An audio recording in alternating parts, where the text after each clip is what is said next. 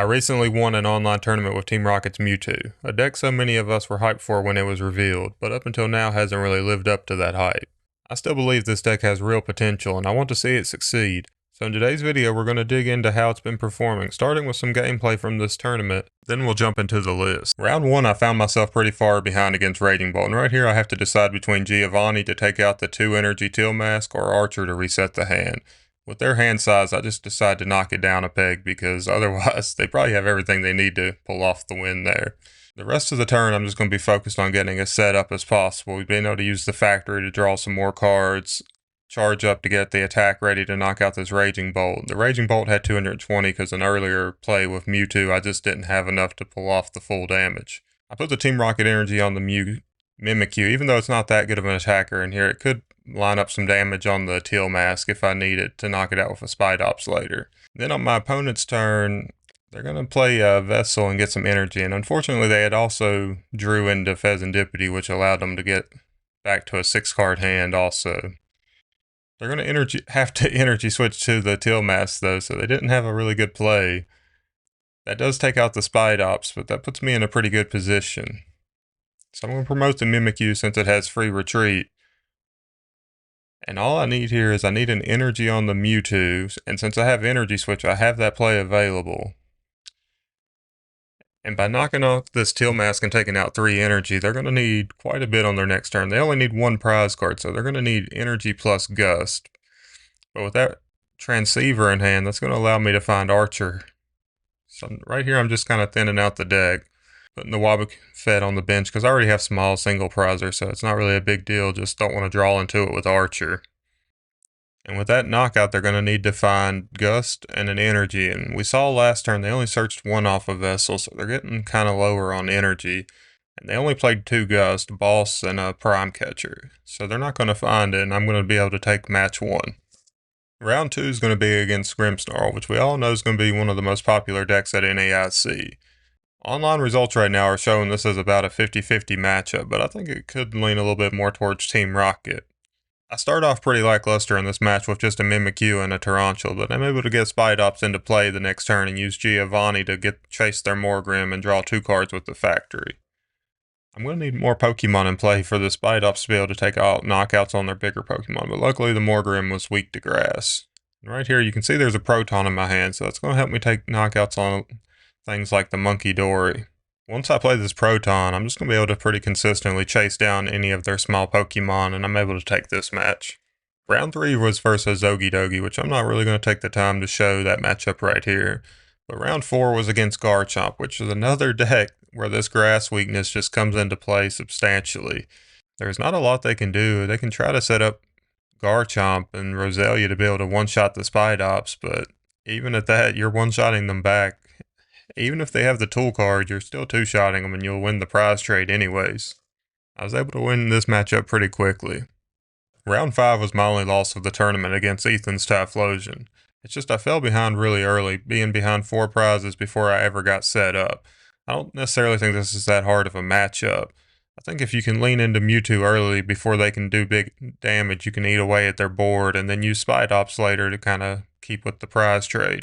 Round 6 was against Raging Bolt again, and right here you can see I can't put Fez into play because they're on 2 prizes, and the Mewtwo is a little bit harder to knock out. So even though I couldn't find the Bravery Charm, I 2-shotted the Raging Bolt here to even up the prizes.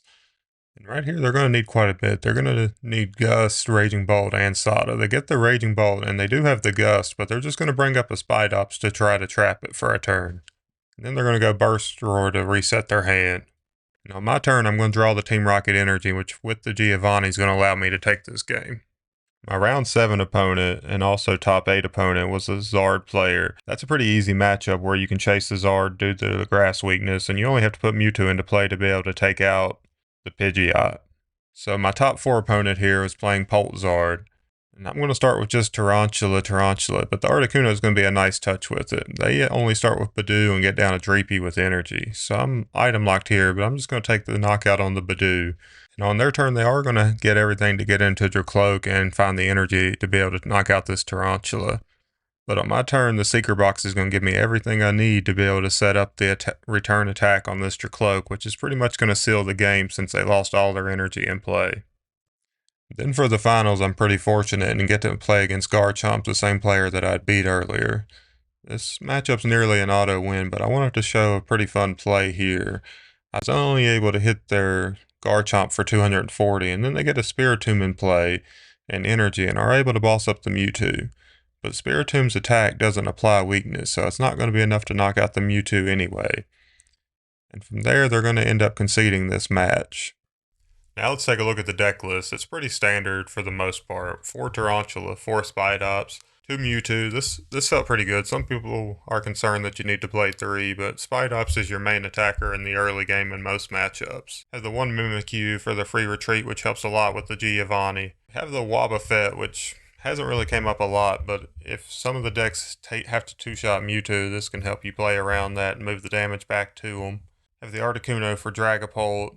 Then Pheasantipiti's my only non-Team Rocket Pokemon. This has hurt at times with Ariana and Giovanni, especially Giovanni, where you can't move it out of the active. And since this deck doesn't really have great energy acceleration, if something gets trapped in the active, sometimes it can just cost you the game. I have 4 Ariana, 3 Proton. I'm not playing any Nest Ball, so I was leaning pretty heavily on Proton throughout all these games. 3 Giovanni, 2 Archer, 1 Petrel. The theory with this card was with the Transceiver, you could be able to find Secret Box early in most games if you wanted it, although it never really came up. 4 Transceiver, 4 Factory, which is just such a powerful stadium, especially if you're not facing many mirror matches. Not only do you get to bump the stadiums they want to play, you're just getting to draw 2 extra cards every single turn. Just an insane card. Have the 4 Ultra Ball, which is our only ball search, which is really powerful, being able to find Spidops or the basics that you want to find. The 4 Vessel, because you're always just needing to get your energy into play right away, and the discard is nice. And that's the other thing with Ultra Ball too, discarding getting the hand count down for Ariana. 3 Energy Switch which was overkill because you're really only playing 1 or 2 a game at most. For recovery, I played 2 Night Stretcher. I do think that it would be worth trying out Super Rod potentially, because a lot of times you just want to keep Tarantulas in play, especially with its own attack requiring you to keep Team Rocket Pokemon in play. That'd be a good way to get more basics involved throughout the game. Secret Box is the A spec. I mean, this is just the most powerful card in the game right now, but I do think that Prime Catcher might be my A spec that I play going forward, just for the fact that we have these powerful supporters like Ariana and Archer, but I want to be able to gust in the same turn as I play those, so I'm going to give Prime Catcher a good look going forward. Then we have the 2 Bravery Charm, which mainly went to the Mewtwo to protect it. It puts it out of range of so many things, or makes it just a little harder for decks like Golden Go and Raging Bolt to reach for that knockout.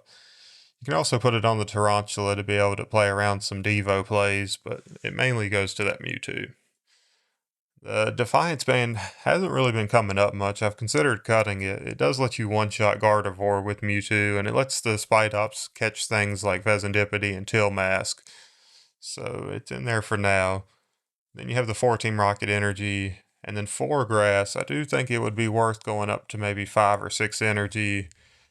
Most likely Grass Energy, but there is argument for something like Water Energy for the Articuno to attack. Or if we played the Zapdos, maybe Lightning for it. Both of them do 120 if they have the Team Rocket Energy on them, so not a lot of damage, but it could help against if decks are trying to trap you with something like Maractus. We can really tell that one of the big flaws with the deck is that it doesn't have enough good basics to play, and since you're required to pretty much play only Team Rocket Pokemon, it's just hard to find any worth playing. I have a list here of some of the better ones, but even that, like we have the Porygon line, but they're more of their own decks, so not really worth playing in the Team Rocket Mewtwo version. We have like Sneasel, which can do 20 damage to one of your opponent's bench Pokemon for each damage counter on it, which is okay against the spread decks, but still not great. Then we have the Murkrow, which it searches for a supporter, which isn't all that good with Transceiver. We have Nidoking, which is more of its own deck. And also the Golbat and Crobat line It's just not good enough in this meta that has a bunch of Monkey Dory running around to just put 2 damage counters here and there. Arbok has a ton of potential here with its Potent Glare ability. As long as this Pokemon is in your active spot, your opponent can't play any Pokemon that have an ability from their hand except Team Rocket Pokemon.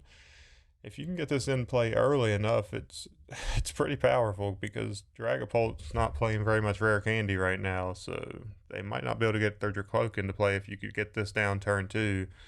And then Decklist Gardevoir wouldn't be able to put Gardevoir down, and Grimmsnarl, Monkey Dory, all these cards can't hit the field. Now the problem with basics is that they could hit the field before you're able to get the Arbok into play. We have this Orbeetle, which is pretty cool, but as a stage 2, I just don't think it's going to be worth it. But with the Wobbuffet, this could help you clean up all the damage that's been spread to your Pokemon and then return it back to them. The Chingling, the Chingling, which is the little baby Pokemon for the Rockets, has the Chiming Commotion attack, which discards a random card from their hand, but with Archer only putting the hand at 3, this really isn't going to have enough effect. And the Mimikyu already has free retreat to fill that role. Now the Team Rocket Zapdos has been seeing a little bit of play with this Jamming Wing attack for 30 damage. You may move an energy from your opponent's active Pokemon to one of their benched Pokemon. This is pretty good for taking out babies and for moving the energy off a Monkey Dory to something like a Frostlass, just to make it a little bit harder on them, but you'd have to play a Lightning to be able to use the other attack. Even if you play this, I don't think it completely cleans up the problem of trying to get enough basics into the deck, and none of the others are really worth it. As for other basics, they just don't work too good with the deck since you have to play Ariana and Giovanni.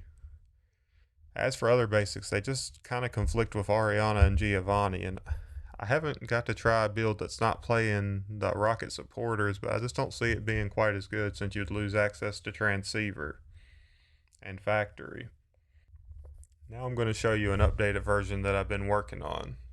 Here's a look at a few changes I'd like to try going forward, starting with the Zapdos with that Jamming Wing attack. I think this could be pretty useful in some matchups, and just playing one more basic will help with the mulligan rate and lessen the chances of opening the Fez and being stuck with that.